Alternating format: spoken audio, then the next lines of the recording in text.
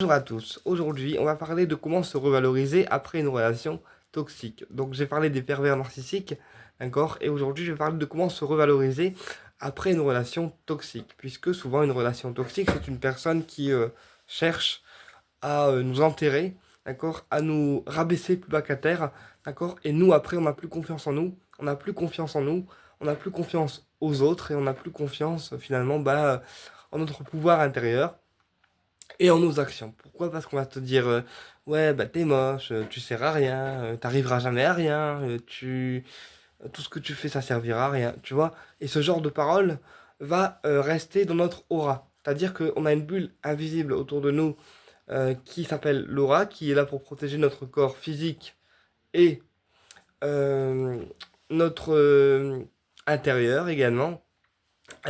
Et cette aura va capter en fait toutes les informations qu'on va entendre, voir, percevoir ou ressentir. D'accord?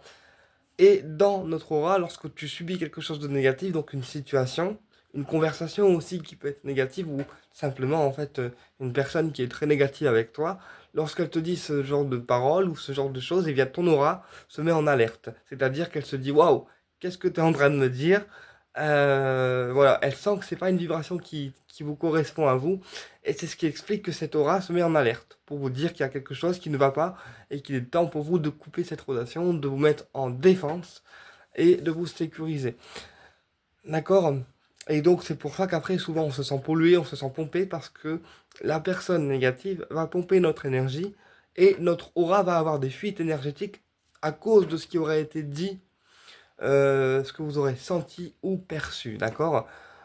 Puisque si on a trop de négativité qu'on reçoit sur nous, forcément notre aura va avoir des trous énergétiques et ça va être important de la réparer avec le rayon vert de l'archange Raphaël, d'accord, qui sert à réparer le corps physique, mais aussi reboucher les trous dans notre aura.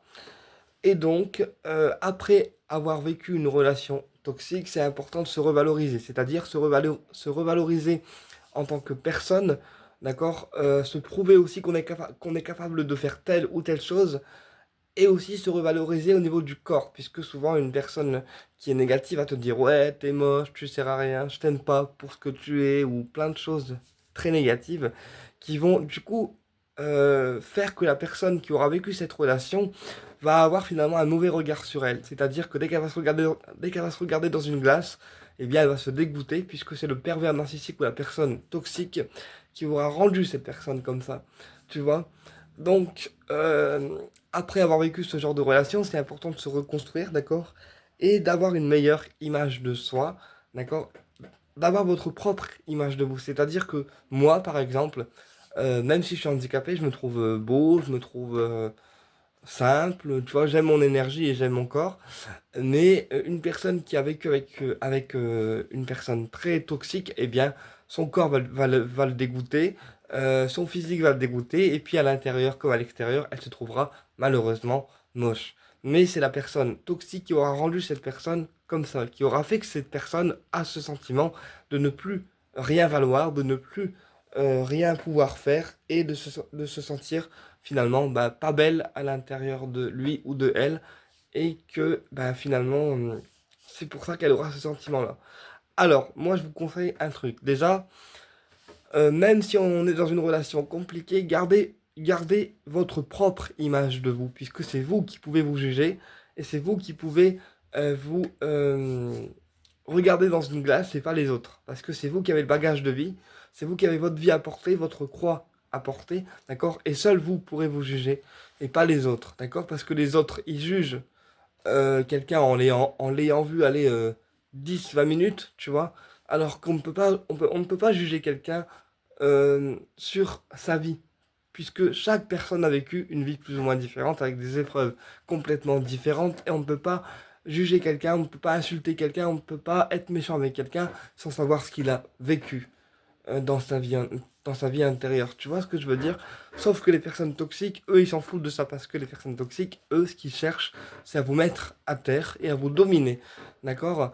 C'est pour ça que les relations de pervers narcissiques ben, sont là pour vous vampiriser et vous contrôler. Et quand on sort de ce contrôle-là et qu'on rétablit sa vie parce qu'on a dégager entre guillemets le pervers narcissique, eh bien, on a tout un travail à faire puisqu'il faut se reconstruire, il faut avoir une meilleure image de nous-mêmes, donc tant du corps physique que de son intérieur à nous, de sa propre lumière. Euh, et il faut aussi se prouver à nous-mêmes qu'on est capable de faire telle ou telle chose. Puisque souvent les personnes toxiques vous disent ouais, mais tu seras pas capable de faire ça, pas capable de faire ça. Donc au bout d'un moment, quand on veut faire un projet nous-mêmes personnellement sans demander l'avis des autres, eh bien ça crée une peur. Tu vois ce que je veux dire? Alors ça, c'est tout un apprentissage à faire après avoir vécu une relation toxique. C'est déjà d'imposer son point de vue, d'imposer ses idées, et d'oser, après avoir vécu cette relation, refaire des projets, se réouvrir au niveau amical comme sentimental, puisque souvent les personnes qui sont toxiques vous dégoûtent en fait de la jante masculine ou féminine, ça dépend si vous êtes hétéro ou homo, d'accord? Mais les personnes qui sont toxiques vont vous dégoûter au niveau relationnel, parce que tellement on en aura bavé que la personne n'aura plus du tout en fait envie de s'ouvrir au niveau du cœur et au niveau des relations. Donc elle aura tendance en fait, après cette relation toxique, à s'enfermer et à se surprotéger pour ne pas qu'elle soit attaquée ni physiquement, ni verbalement, ni énergétiquement, tu vois.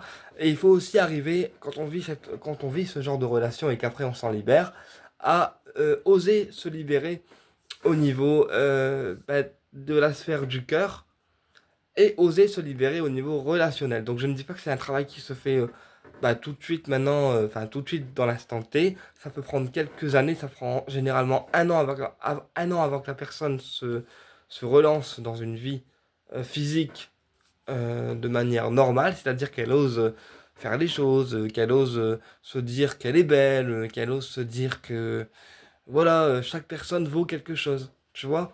Euh, et qu'elle remonte en fait ses énergies. Tu vois, parce que souvent quand on est rabaissé comme ça, c'est pas facile de se dire après, bah oui, effectivement, je peux faire ça, je suis capable de faire ça, et, euh, et je m'aime en fait, tu vois. Donc après ça, il faut aussi se réconcilier avec l'amour qu'on a pour nous. Parce que avoir de l'amour pour les autres, c'est bien, mais si nous, au fond de nous, on ne s'aime pas, qu'on n'aime pas notre énergie intérieure, qu'on n'aime pas notre corps, d'accord, ça ne va pas. Puisque ça va bloquer en fait la personne qui peut potentiellement vous convenir, puisqu'elle sentira que vous avez des blocages. Donc c'est important de se reconstruire après une relation pervers narcissique. C'est-à-dire, voilà, si on a une personne qui ne sortait jamais, va sortir un peu plus. Si on a une personne qui prenait pas soin d'elle, eh bien, prenez soin de vous, coiffez-vous, allez vous faire masser, allez vous faire chouchouter. Tu vois, mais il faut vraiment, quand on est dans une relation pervers narcissique et qu'après on s'en libère, il faut vraiment se rechouchouter pour être en adéquation avec notre enfant intérieur. C'est-à-dire notre côté créatif, d'accord?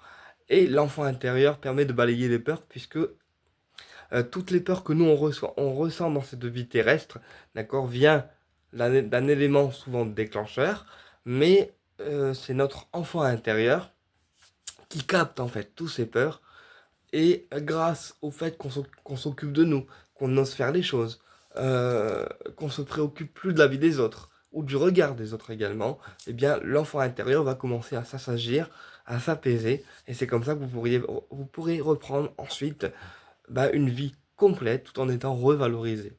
D'accord? Euh, donc voilà, c'est un travail de longue haleine, mais c'est un travail qui sera impératif à faire si on souhaite se libérer complètement d'une relation qui nous a été toxique. Donc qu'est-ce que j'entends par relation toxique? Pour donner la définition, eh bien c'est une relation qui ne nous correspond pas et qui ne correspond pas la plupart du temps à notre énergie, à ce qu'on veut renvoyer comme lumière. Tu vois ce que je veux dire? Et donc du coup, comme elle ne nous correspond pas, eh bien on va sentir que dans notre aura et notre énergie, il y a une différence. Tu vois, c'est un peu comme quand moi j'aime pas quelqu'un. Bon, après voilà, c'est un peu. Moi, quand j'aime pas quelqu'un, tu vois, je lui dis bonjour, par politesse, mais je sens très bien que dans mon énergie, ça ne me va pas. Tu vois? Donc, je vais m'éloigner, je vais me protéger, voilà, mais je vais sentir dans mon énergie que c'est pas en adéquation avec moi. Tu vois, parce que la personne n'aura pas les mêmes valeurs, la personne n'aura pas les mêmes visions des choses et les mêmes. les mêmes intérêts et du coup je vais sentir qu'il y a un gros décalage, tu vois. Et du coup je vais dire bonjour par politesse, parler un petit peu mais en mettant des barrières parce que la personne ne correspond pas. Et bien vous, c'est ce que vous allez sentir aussi dans votre aura, dans votre énergie à l'intérieur de vous, tout simplement. Et c'est pour ça qu'après une relation pervers narcissique, c'est important de se réconcilier avec notre enfant intérieur, parce que c'est lui qui a absorbé toutes ses peurs, et toutes ces angoisses qui a été liées à l'ancienne relation qui a été une catastrophe pour vous. Et c'est en ce sens que l'enfant intérieur pourra s'apaiser et s'assagir, parce que enfin vous allez penser à vous et plus penser à cette relation qui vous a bousillé la vie et vous allez penser à vous et l'enfant intérieur va être plus calme puisque vous serez plus calme aussi vous à l'intérieur de vous. Voilà. Et puis je vais vous conseiller aussi la rhodonite. La rhodonite, une pierre rose marbrée avec des nervures noires qui permettra de vous reconstruire, d'amener changement, d'accord? Et puis aussi de permettre de vous réouvrir au niveau du cœur, sans avoir de peur, d'a priori, et en ayant la sécurité nécessaire pour se réouvrir et à la fois enclencher un changement, d'accord, qui vont permettre aussi votre guérison après cette relation toxique. Voilà. Donc maintenant vous avez toutes les clés pour vous réouvrir après une relation toxique et aussi vous reconstruire. J'espère que cette vidéo vous a plu et je vous dis à très bientôt pour une prochaine vidéo et au plaisir de vous retrouver.